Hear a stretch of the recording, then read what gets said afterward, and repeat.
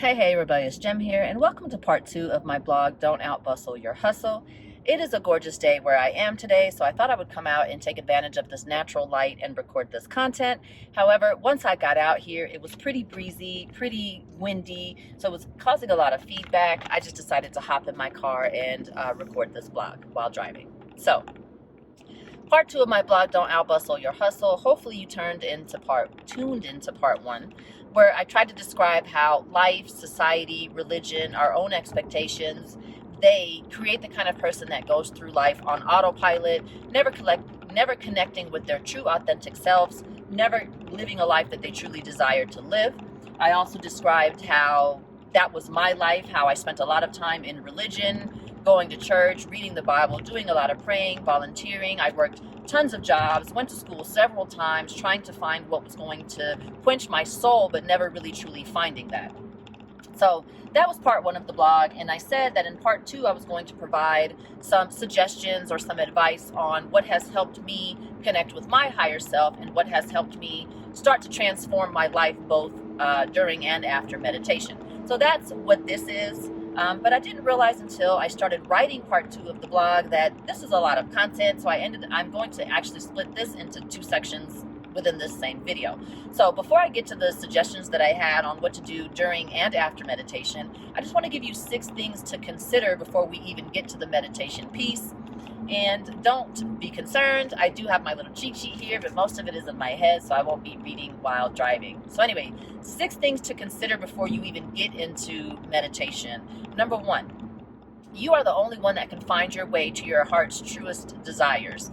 You can ask everybody in the world, but at the end of the day, when it comes time to making that decision, you are the only one that can do that.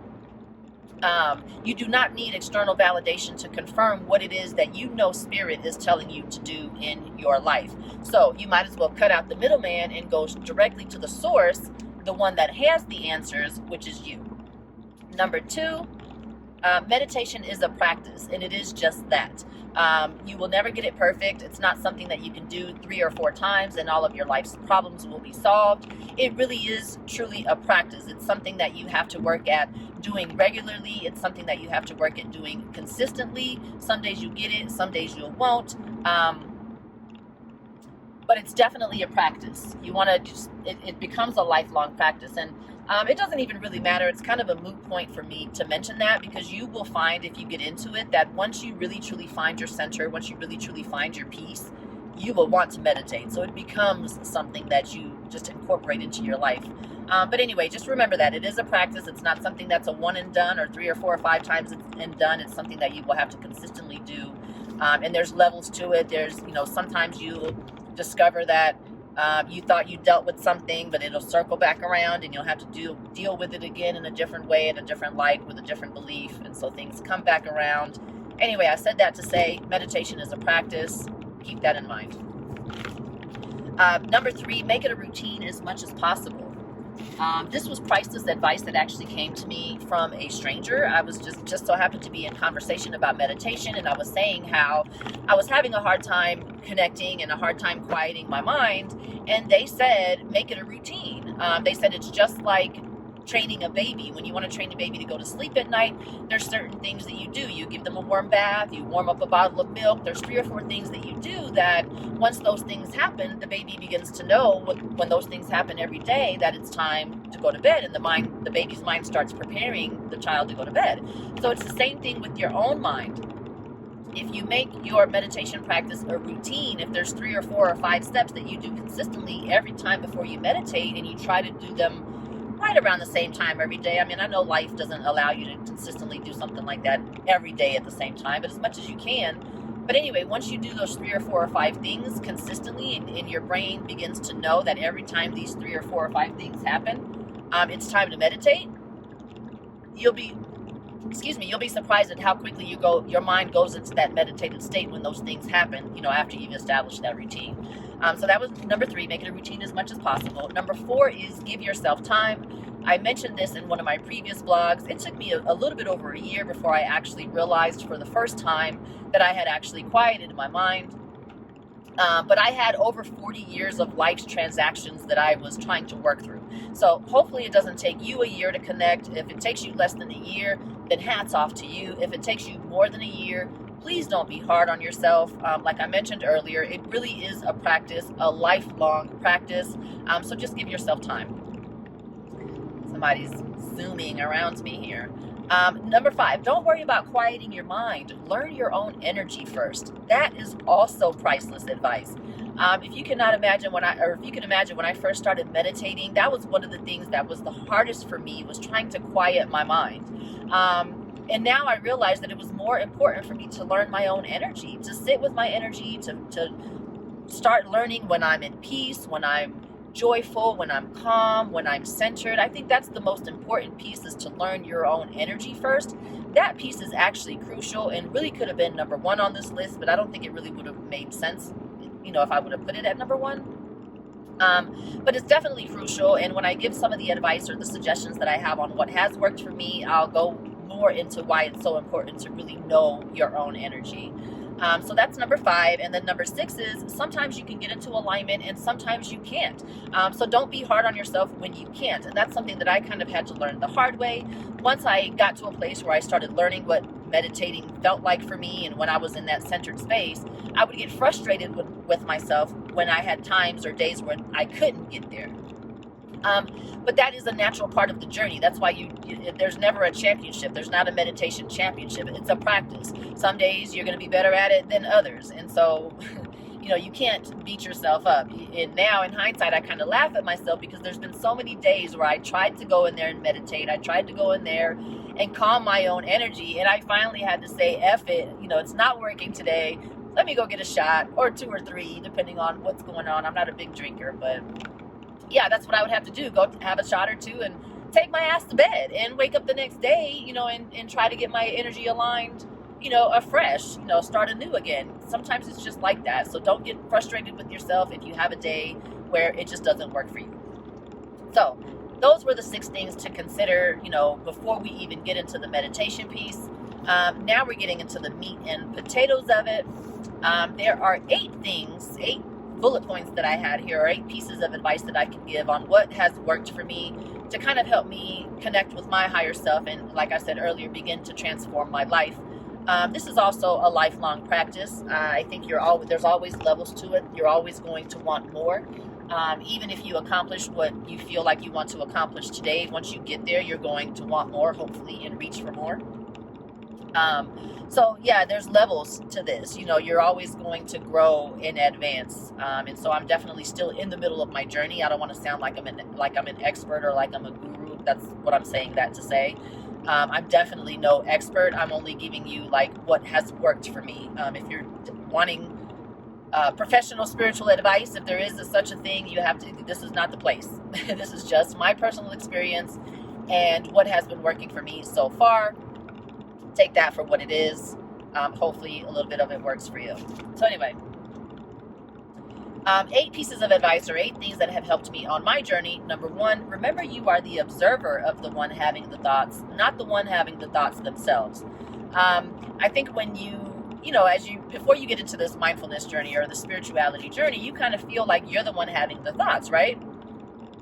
But in reality, it's really truly your higher self that can observe you having those thoughts. And that's a very important distinction to make when you're on this journey, because once you're able to make that distinction, that's when you kind of can start to question yourself about some of the thoughts, beliefs, feelings that you have.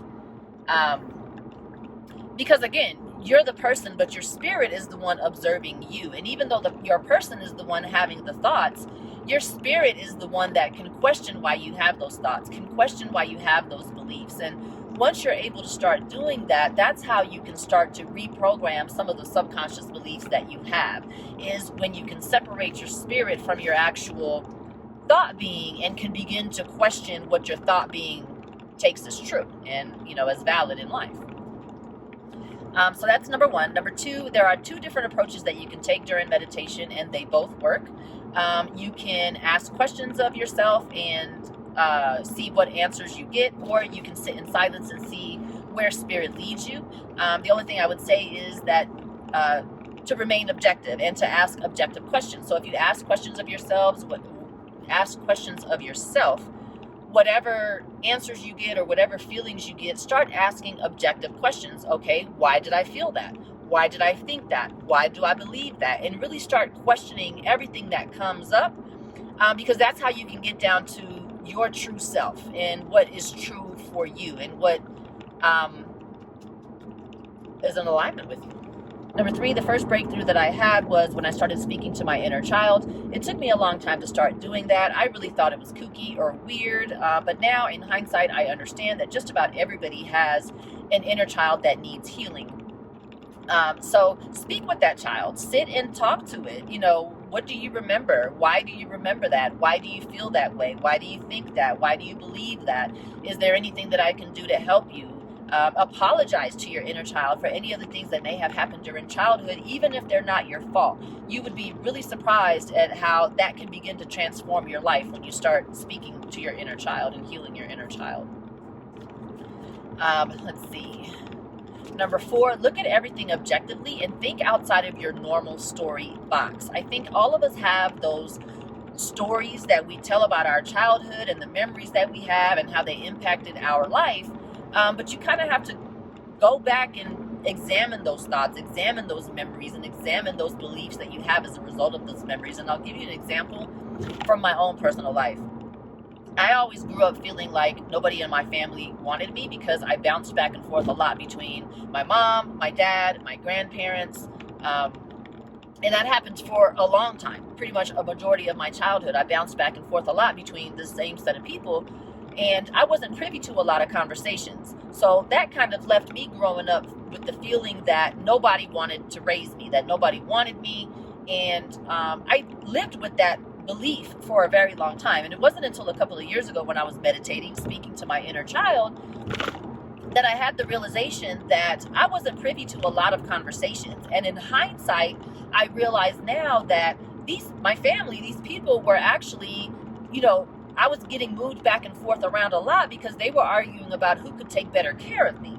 And, I grew up thinking it was because nobody wanted me when they were really fighting amongst themselves about who could do a better job. And that really is two different perspectives that, caused me to have two different sets of beliefs. Now I look at some of the things in my childhood completely differently than some of the thoughts or some of the ways that I've looked at them for the last 30 years or more. So be careful of those normal stories that you have. Be careful of the beliefs that you have about those stories and how you continue to carry those forward and how they continue to impact your life. That was number 4.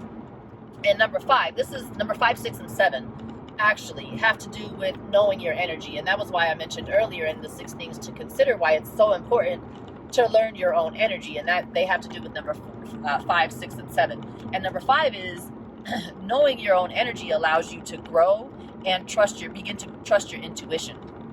When you know your centered space, when you know when you're in alignment, when you know when you're calm and at peace, it begins to get easier for you to recognize when you're presented with information that doesn't align with that centeredness, that doesn't align with that peace. And so now you can begin to more fully grow and trust your intuition because you know what feels right at your core and what doesn't. So that's number 5. Number 6, the reason why it's so important to know your own energy is because now you can begin to recognize when things impact your energy throughout the day. When you know your centered space, when you know your calm space, and you have something happen throughout the day, or you go out and about and your energy changes, you can kind of begin to recognize that.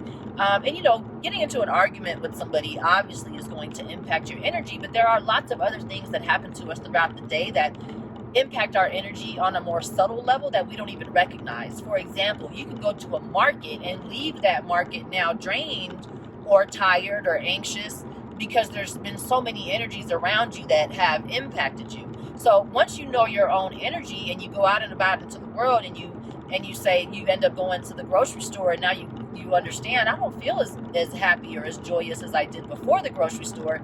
Now you can kind of begin to have an understanding of why and go back and dissect, well, this happened to me today, or I went here, I went there, and this changed my energy. And so you kind of begin to start knowing when things happen throughout your day that impact your energy. And that leads to number 7. Once you know your energy, you can begin to limit the access that people have to impact that energy. And that's true control. Because once you know your centered space, and believe me, trust me, once you begin to know when you're centered and when you're at peace and when you're calm, you're not going to let anything you're not going to let just anything or anybody get you off of that centered space. Trust me, because you feel so good once you learn how to get there consistently that you're just not going to allow anything or anybody to carry you there or to take you there. And that's true power. And then that leads to number 8, which is my final point. Be prepared to take action. Once you really start aligning with your higher self, once you really start aligning with spirit and working through some of the things that have held you back, there's no way that you're going to be able to sit in some of the situations that you've sat in for so long and not be compelled to take action. Whether that's a job, whether that's a marriage, a relationship, a situationship, whatever it is, if it's not aligning with your higher self, you will be compelled to take action. So be prepared for that. You're not going to be able to keep your life the same.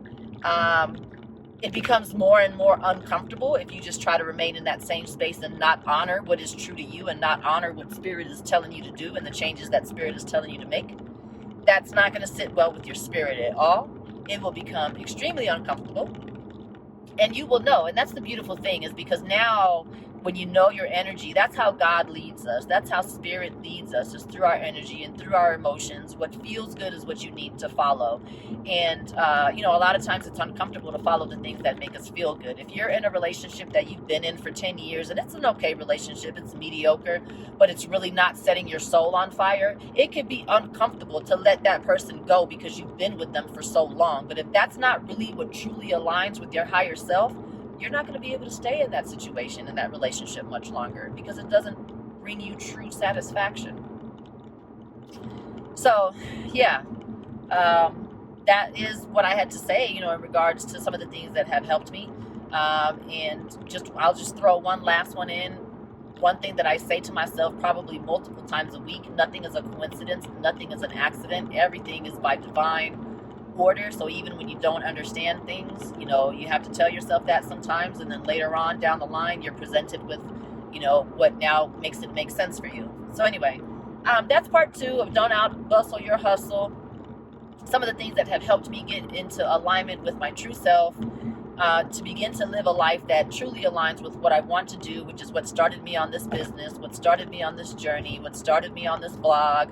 I feel like I'm finally following my truest heart's desires, and it's bringing me a lot of joy, a lot of satisfaction. Some days I just wake up so happy and so joyful for no reason, and if I can pass that on, then this time and effort in this blog is doing what it's supposed to do. And that's really and truly why I'm doing this. It's just wanting to pass on that peace, wanting to pass on that joy and that fulfillment to whoever it is that has an ear to listen. So anyway, thank you for tuning into my content. Love you. Take care. Rebellious Gem. See you next time.